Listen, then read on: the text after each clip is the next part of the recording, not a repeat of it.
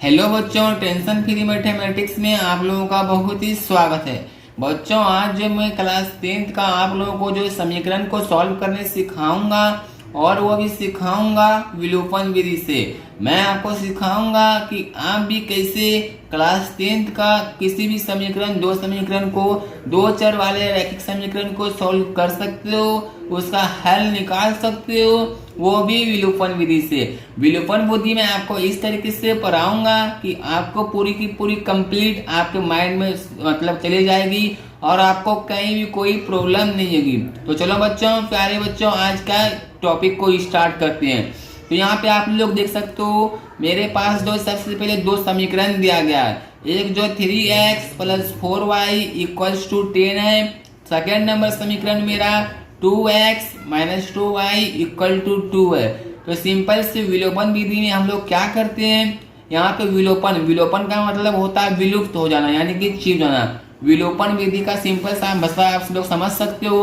विलोपन का मतलब होता है, विलोपन विधि का मतलब होता है घटाना। विलोपन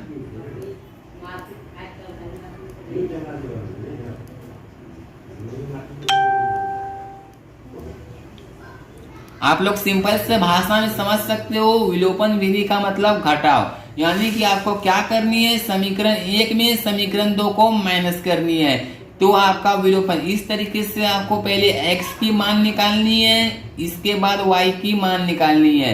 तो प्यारे बच्चों, चलो देखते हैं कि कैसे आप भी समीकरण को हल कर सकते हो, सॉल्यूशंस कर सकते हो अपने विलोपन विधि में।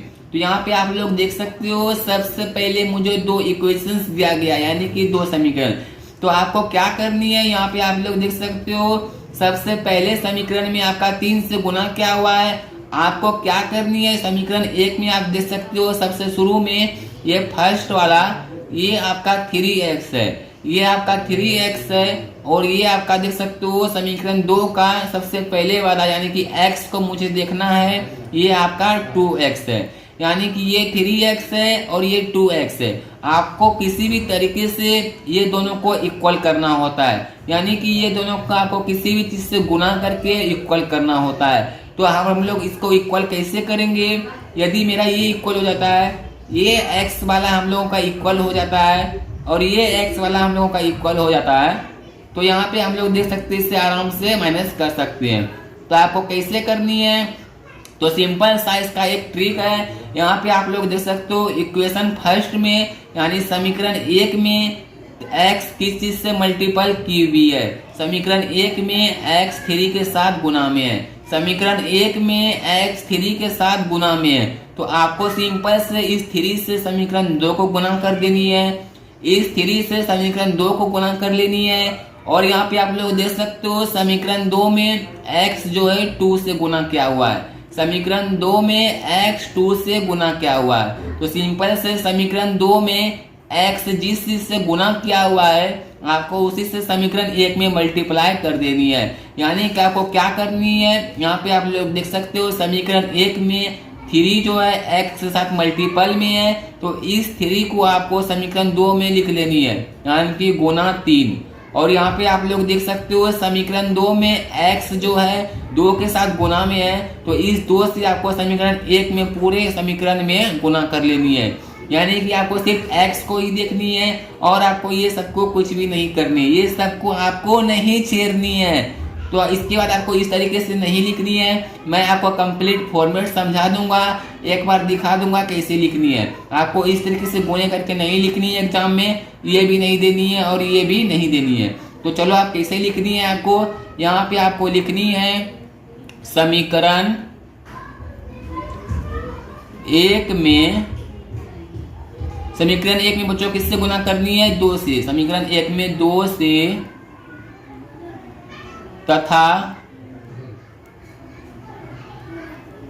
समीकरण 2 में, समीकरण 2 में बच्चों उल्टा करना है, 3 से करना है समीकरण 2 में, इससे समीकरण 1 सा करना है, यानी कि 3 से गुना करने पर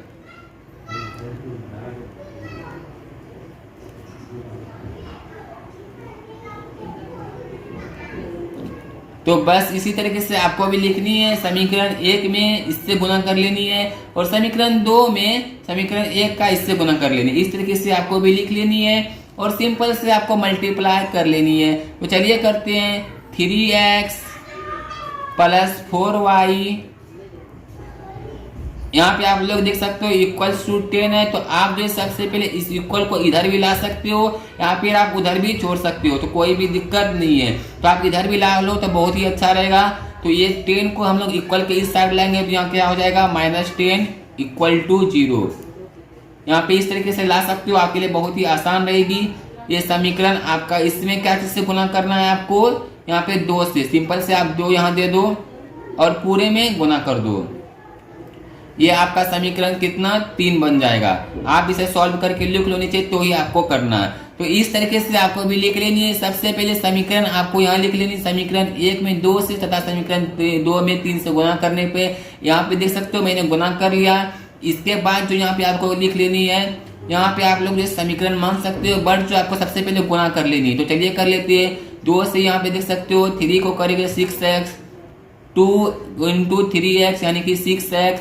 यहाँ पे प्लस का साइन है, सिंपल से प्लस दे दो आप लोग। यहाँ पे 2 से 4y को मल्टीपल करते हैं तो 8y, फिर 2 से इस 10 को करते हैं तो -20 इक्वल्स टू 0। अब ये हम लोगों का समीकरण 3 बन जाएगा। सिंपल सी बात है, आप लोग यहाँ पे देख सकते हो ये हम लोगों का कितना बन गया समीकरण 3। ये हम लोगों का समीकरण 3 बन गया। आपको भी इस तरीके से लिखनी है। अब यहाँ पे आपको यहाँ पे क्या करनी है, समीकरण 2 में 3 से गुना कर लेनी है। यानी कि समीकरण 1 में तो हम लोग कर लिए, सॉरी, इसके बाद समीकरण 2 में करनी है। तो यहाँ पे आप लोग लिख सकते हो, यहाँ पे पुनः लिख लेनी है। जैसे मैं बता रहा हूँ, ये मैं आपको एग्जाम का फॉर्मेट बता रहा हूँ, आपको भी इसी तरीके से एग्जाम में लिखनी है बच्चों। मेरी वीडियोज लंबी जरूर होती है बट मैं वीडियोज में आपका सारा डाउट क्लियर कर लेता हूँ। तो सिंपल से आप समीकरण 2 को यहाँ पे पूरा का पूरा छाप दोगे। 2x -2y, इस 2 को आप इक्वल के उस साइड लेकर के जाओगे तो ये प्लस में, तो उधर जाएगा तो माइनस में हो जाएगा। तो -2 इक्वल के उस साइड कुछ नहीं तो 0। इसको भी आप क्या करोगे, 3 से मल्टीपल कर दोगे, यानी कि समीकरण 2 में 3 से। यहाँ पे मल्टीपल करने के बाद जो यहाँ पे आपका आएगा, यहाँ पे आप देख सकते हो 6x -6y -6 इक्वल्स टू 0। 3 से 3 इंटू 2x 6x आ चुका है, माइनस का माइनस लिख दिया मैंने। 3 इंटू -2y तो यहाँ पे 6y हो चुका है। फिर यहाँ 3 इंटू -2 यानी कि -6। ये हम लोगों का समीकरण 4 बन जाएगा। आपको भी इसी तरीके से लिख लेनी है। मल्टीपल करने के बाद जो हम लोगों का समीकरण 3 और समीकरण 4 बन जाता है, आपको भी इसी तरीके से लिख लेनी है। इसके बाद जो आपको क्या करनी है, सिंपल से नीचे में आपको एक स्टेप्स को लिखनी है। ये वीडियो थोड़ा लंबा हो जाएगा आपका, तो चलिए लिखते हैं। तो यहाँ पे आपको लिखनी है समीकरण, आपको अब क्या करनी है, यहाँ पे आप देख सकते हो मेरा एक तो ये आया समीकरण 3 में और समीकरण 4 में ये आया। तो आपको यहाँ देख सकते हो यहाँ भी 6x है, यहाँ भी 6x है, तो दोनों को माइनस करनी है। तो लिखनी भी होगी माइनस करने से पहले। आपको और बहुत सारे वीडियोज में नहीं बताया जाता है, जो कि आपका काफी इंपॉर्टेंस रखता है एग्जाम के मार्क्स में। तो आपको लिखनी है समीकरण 3 में समीकरण 4 को घटाने पर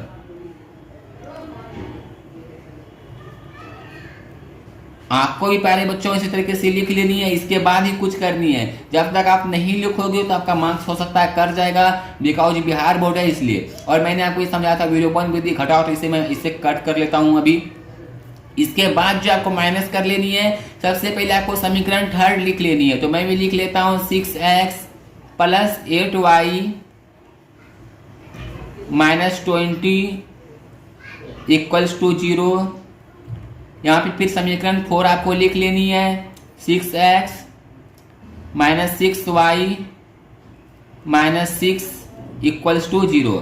और प्यारे बच्चों मैं आप लोगों को एक चीज समझाना चाहूंगा। यहाँ पे आप लोग देख सकते हो, जब भी हम लोग इस तरीके से माइनस करते हैं, जब भी हम लोग जो समीकरण 2 समीकरण को माइनस करते हैं या फिर 2 बहुपद को माइनस करते हैं, तो यहाँ पे नीचे का साइन चेंज हो जाता है। यानी कि यहाँ पे आप लोग देख सकते हो 6x यहाँ भी है, 6x यहाँ से भी है, तो ये भी प्लस में है, ये भी प्लस में है। तो इसका यहाँ पे नीचे वाला मुझे दिखना है, नीचे वाला 6x प्लस में है तो यहाँ माइनस हो जाएगा। यहाँ पे देख सकते हो 6y जो माइनस में है तो ये प्लस हो जाएगा। और बच्चों, प्यारे बच्चों, यहाँ पे आप लोग देख सकते हो 6 जो है, ये 6 हम लोगों का माइनस में है तो ये प्लस हो जाएगा। इसके बाद सिंपल से आपको इक्वल का साइन देनी है, इसके बाद 0 लिख लेनी है। इसके बाद प्यारे बच्चों आपको एक लकीर देनी है। यहाँ पे सॉरी मैंने गलती से लिख दिया था, कोई भी दिक्कत नहीं, ये आपको नहीं लिखनी है। जैसे जैसे मैं बता रहा हूँ ऐसे आपको एग्जाम में फॉर्मेट लिखनी है। इसके बाद आपको माइनस कर लेनी है। तो आप लोग यहाँ पे देख सकते हो 6x में 6x गया तो यानी कि 0 बचा। आप लोग इस तरीके से कटा भी सकते हो। इसके बाद यहाँ पे आप लोग देख सकते हो ये 8y प्लस में है और यहाँ पे आपका 6y यहाँ माइनस था, चूंकि यहाँ पे साइन चेंज होती है इसलिए 6y माइनस था, आपका यहाँ पे प्लस हो चुका है। तो यहाँ पे आप लोग देख सकते हो 8y प्लस 6y, ये मुझे नहीं देखनी है। ये साइन देने के बाद जो आपको ये साइन किसी का भी नहीं देखनी है। जैसे कि मैंने इसमें ये साइन दे दिया माइनस, इसके बाद मैंने 6 का माइनस नहीं देखा, इसी तरीके से आपको ये साइन देने के बाद जो है इसके ऊपर वाले साइन को नहीं देखनी है। तो यहाँ पे आप लोग देख सकते हो 8y और यहाँ पे 6y, यानी कि आपका कितना हो गया 14y। तो सिंपल से आपको यहाँ पे 14y लिख लेनी है। इसके बाद यहाँ पे आपका कितना होगा, यहाँ पे आप लोग देख सकते हो यहाँ पे -20 है हम लोगों का। और यहाँ पे मैंने आपको पहले बताया कि ये साइन आपको नहीं देखनी है, आपको ये साइन देखनी है देने के बाद। यहाँ पे -20 में आपका 6 गया, यानी कि -20 और +6। यहाँ पे आपका क्या जा पा रहा बच्चों, -20 और +6। तो आपका बचा कितना, 20 में 6 जाएगा तो आपका 14 बचेगा। चूंकि आपका 20 बड़ा है, इसका साइन माइनस है, इसलिए यहाँ क्या होगा, माइनस होगा। यहाँ पे आपका 20 बड़ा है ना, इसीलिए यहाँ पे इसका साइन माइनस है, चूंकि यहाँ माइनस होगा बट इसका साइन रहेगा। तो यहाँ पे 14 6 20 होगा, तो यहाँ पे आपका -14 बचा। तो आपको सिंपल से इसी तरीके से -14 लिख लेनी है। इक्वल के उस साइड क्या है, 0, तो सिंपल से इक्वल के उस साइड 0 लिख लेनी है आपको। अब यहाँ से आपको एक चीज करनी है, यहाँ से आपको y की मान निकाल लेनी है। तो सिंपल से आप कुछ स्टेप्स को फॉलो करोगे, यहाँ पे एरो को दोगे, यहाँ पे 14y है, सिंपल से 14y लिखोगे। यहाँ पे -14 है, इक्वल के उस साइड जाएगा यानी बराबर के उस साइड जाएगा तो प्लस हो जाएगा, यानी कि +14। चलो बच्चों, मैं आपको कुछ बेसिक चीजें और भी समझा देता हूँ जो कि आप लोगों के लिए जानना बहुत ही जरूरी है। यदि आप बहुत ही कमजोर स्टूडेंट हो तो आप देख लो वीडियोज को, और यदि आप तेज स्टूडेंट हो तो आप वीडियो को स्किप कर लो थोड़ी देर के लिए। तो यदि आपका प्लस साइन है और बराबर के उस साइड जाता है तो आपका माइनस बन जाता है। यदि आपका प्लस का साइन है बराबर यानी कि गंगा जी के उस पार जाता है तो माइनस बन जाता है। यदि आपका माइनस साइन है बराबर के उस साइड जाता है तो प्लस बन जाता है। यदि आपका गुना का साइन है बराबर के उस साइड जाता है तो आपका भाग बन जाता है। यदि आपका भाग का साइन है बराबर के उस साइड गया तो गुना बन गया। यानी कि मेरा कहने का सेंस ये है, जैसे कि आपके पास 5 यानी कि प्लस में है, बराबर के उस साइड में जाएगा तो -5 हो जाएगा। यदि आपके पास 5 माइनस में है, बराबर के उस साइड जाएगा। यहाँ पे आप लोग देख सकते हो बच्चे, सॉरी लाइट कट गई थी। यहाँ पे आप लोग देख सकते हो जैसे कि -5 है, बराबर के उस साइड जाएगा तो यहाँ पे +5 बन जाएगा। इसी तरीके से आपका यहाँ पे देख सकते हो आप जो है, यदि 5 मल्टीपल में रहेगा किसी के साथ, यानी कि 5 गुना x, तो बराबर के उस साइड जाएगा तो यहाँ पे 1/5 हो जाएगा। इसी तरीके से बच्चों आपका जो भाग गुना में हो जाएगा। इसी तरीके से आप भी यहाँ पे ये ट्रिक को यूज कर सकते हो। चलो बच्चों, मैं आपको यहाँ पे बताता हूँ। मैंने बता दिया कि 14 माइनस में था, इक्वल के उस साइड गया, +14 बन गया। अब आपको नीचे एक स्टेप्स को और करनी है। यहाँ पे देख सकते हो 14 और y, 14y का सेंस आप लोग कर सकते हो। 14y का मतलब होता है, यहाँ पे देख सकते हो 14y बराबर 14 गुना y।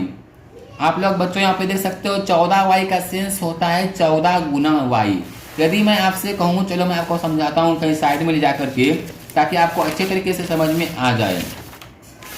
चलो बच्चों, आपको समझाना बेहद जरूरी होता है। यदि मैं आपसे कहूँ कि आपका जो कोई भी संख्या 5x है तो इसका मतलब ये होता है 5 गुना x। यदि मैं कहूँ कोई संख्या आपका 6x है तो इसका मतलब होता है 6 गुना x। यानी कि 6 जो है x के किस संबंध में है, गुना के संबंध में।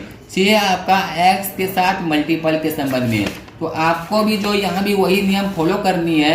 यहाँ पे आप लोग देख सकते हो, यहाँ पे हम लोगों का 14y है, तो y और 14 का क्या संबंध है बच्चों, गुना का संबंध है। तो हम मुझे y को सिर्फ इधर रखना है, बाकी 14 को उस, बाकी बात सारे को उस साइड भेज देनी है। तो आप लोग देख सकते हो यहाँ पे मैंने y को सिर्फ इधर रखी हुई है और यहाँ पे देख सकते हो 14 है इस साइड, तो मैं जो 14 को उस साइड भेज दूंगा। तो यहाँ पे देख सकते हो क्या होगा, y इक्वल्स टू 14/14। तो आप लोग बच्चों यहाँ पे देख सकते हो यहाँ पे y इक्वल्स टू क्या होगा, 14/14। इसी तरीके से बच्चों आपको कटा देनी है फिर एक बार, तो इसलिए y इक्वल्स टू क्या हो गया, 1। आपका y इक्वल्स टू 1 आंसर हो गया बच्चों। अभी आपको इस तरीके से आंसर नहीं लिखनी है, ये सिर्फ आपका y का मान निकला है। अब बच्चों आपको क्या करनी है, अब x का मान निकालनी है। तो आप x का मान कैसे निकालोगे, या तो आप समीकरण 3 में या फिर समीकरण 4 में, दोनों में से यदि आप किसी में y का मान 1 रख देते हो, यानी कि जहां जहां y है वहां सिर्फ आपको 1 रख देनी है, तो आपका x का मान निकल जाएगा। तो चलो बच्चों मैं आपको करके दिखाता हूँ। तो सबसे पहले मैं समीकरण 3 को उठा लेता हूँ। आप चाहो तो समीकरण 4 को भी उठा सकते हो, कोई भी दिक्कत नहीं है। तो यहाँ पे लिखनी है आपको, इसके बाद जो है यहाँ पे लिखनी है आपको समीकरण, यदि आप 3 में रखोगे तो 3 लिखोगे, यदि 4 में रखोगे तो 4 लिखोगे। तो मैं 3 में रखा, समीकरण 3 में y का मान जितना निकला आपको वो लिख लेनी है, y इक्वल्स टू 1 रखने पर। अब आपको नीचे में समीकरण 3 जो भी है वो लिख लेनी है। तो चलिए मैं लिख लेता हूँ 6x + 8y - 20।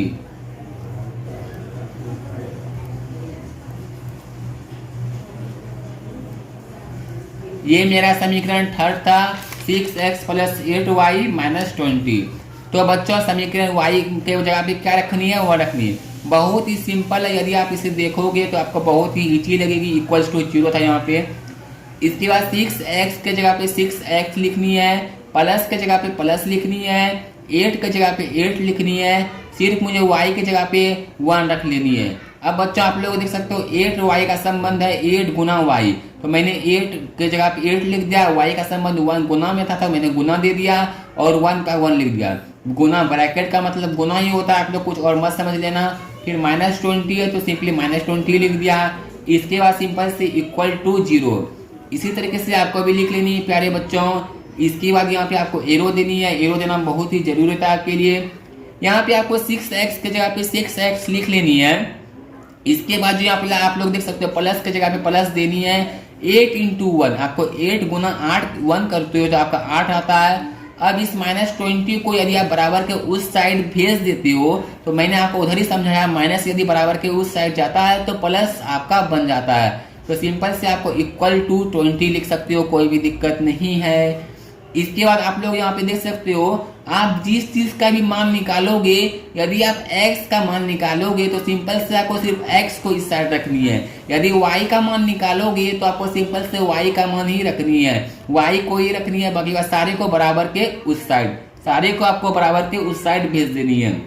तो हम लोग x का मान निकाल रहे हैं, तो सिंपल से x को यहाँ रखेंगे, बाकी बात सारे को बराबर गंगा जी के उस पार। तो सिंपल से 6x का 6x यहाँ लिख लेंगे। मैंने आपको बताया कि यदि कोई चीज प्लस में रहता है तो बराबर के उस साइड जाके बच्चों माइनस बन जाता है। तो यहाँ पे 8 जो हम लोगों का प्लस में है, इक्वल के उस साइड जाएगा तो माइनस बन जाएगा। तो यहाँ पे 6x के जगह पे मैंने 6x लिख लिया। यहाँ पे इक्वल टू 20 है तो सिंपल से इक्वल 20 लिख लिया। इसके बाद आप यहाँ पे देख सकते हो 8 मेरा इस साइड प्लस में है, इधर आएगा तो माइनस में, यानी कि -8। यहाँ पे मेरा ये हो गया। फिर से नीचे आपको एरो का साइन देनी है।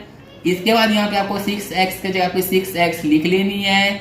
यहाँ पे आपको लिख लेनी है 20 में 8 गया, आपका 12 बचा। इसके बाद यहाँ पे आप लोग देख सकते हो, यहाँ पे आपको जो है मैंने आपको बताया सिर्फ x को रखनी है, क्योंकि हम लोग x का मान निकालेंगे। तो मैंने आपको उधर भी बताया था 6x का मतलब होता है 6 गुना x। मैंने आपको पहले भी समझाया 6x का मतलब होता है 6 गुना x, यानी कि 6x का संबंध क्या है, 6x के साथ गुना में है। तो यानी कि 6 इधर गुना में है, बराबर के उस साइड जाएगा तो क्या बन जाएगा बच्चों, भाग बन जाएगा। सिंपल सी बात है। तो हम लोग x के जगह पे सिंपल से x लिख लेंगे। बिकाऊ 6 को उस साइड बेच रहे हैं तो उसको भाग में लिख लेंगे। बराबर का साइन है, बराबर देंगे। यहाँ पे 12 है तो सिंपल से 12 लिख लेंगे। यहाँ पे गुना में था 6 तो इधर आया तो भाग में, कोई भी दिक्कत नहीं है। कितना मजा आ रहा है बनाने में ना। तो इसके बाद यहाँ पे आप लोग बच्चों देख सकते हो, यहाँ पे आपको इक्वल का साइन देनी है, कटाने से पहले आपको इक्वल का साइन देनी है, तो ये आपको कटानी है। इसके बाद बच्चों यहाँ पे आप लोग देख सकते हो कितना आ जाएगा आंसर आपका 2, 6 2 ना 12, यानी कि 2/1, यानी कि बच्चों आप लोग कर सकते हो, इसलिए x इक्वल टू कितना आंसर आएगा आपका 2। अब बच्चों आपका काम अभी भी कंप्लीट नहीं हुआ, आपको यहाँ पे लिखनी है, अतः लास्ट में आपको मैं जो पूरे बताता हूँ आपको किस तरीके से आपको एग्जाम में लिखनी है। x इक्वल टू 2 तथा y बराबर 1। तो प्यारे बच्चों आपको भी इसी तरीके से लिखनी है, लास्ट में लिख लेनी है। चलो बच्चों मैं दिखाता हूँ आपको मैंने क्या क्या किया। सबसे पहले मैंने समीकरण देख लिया, इसके बाद जो है आपको गुना कर लिया समीकरण 1 तथा 2 में गुना करने के बाद, तो यह मैंने गुना कर लिया। गुना करने के बाद जो समीकरण 1 में गुना करने के बाद वो 2 बन गया, समीकरण 1 में गुना करने के बाद जो वो 3 बन गया, और समीकरण 2 में गुना करने के बाद वो 4 बन गया, यानी कि समीकरण 3 और 4 बन गया। इसके बाद प्यारे बच्चों मैंने समीकरण 3 में समीकरण 4 को घटा दिया, तो हम लोगों का यहाँ पे देख सकते हो ये निकल गया। इसके बाद यहाँ से मैंने y का मान निकाल लिया। y का मान निकालने के बाद इस y का मान को जो हम लोग समीकरण 3 में या समीकरण 4 में किसी में भी रख सकते हैं। इसके बाद मैंने इसका मान जो समीकरण 3 में रखा, y का मान समीकरण 3 में रखने के बाद जो यहाँ पे देख सकते हो यहाँ पे x का मान निकल गया। इसी तरीके से आप भी विलोपन विधि से किसी भी इक्वेशंस को सॉल्व कर सकते हो, किसी भी समीकरण को सॉल्व कर सकते हो। तो प्यारे बच्चों मैं आशा करता हूँ आप लोगों से कि आपको आज का वीडियो अच्छी लगी होगी। यदि वीडियो अच्छी लगी तो दोस्तों के साथ शेयर करो ताकि उसका भी हेल्प हो जाए। मिलता हूँ ऐसे खास वीडियोज के साथ।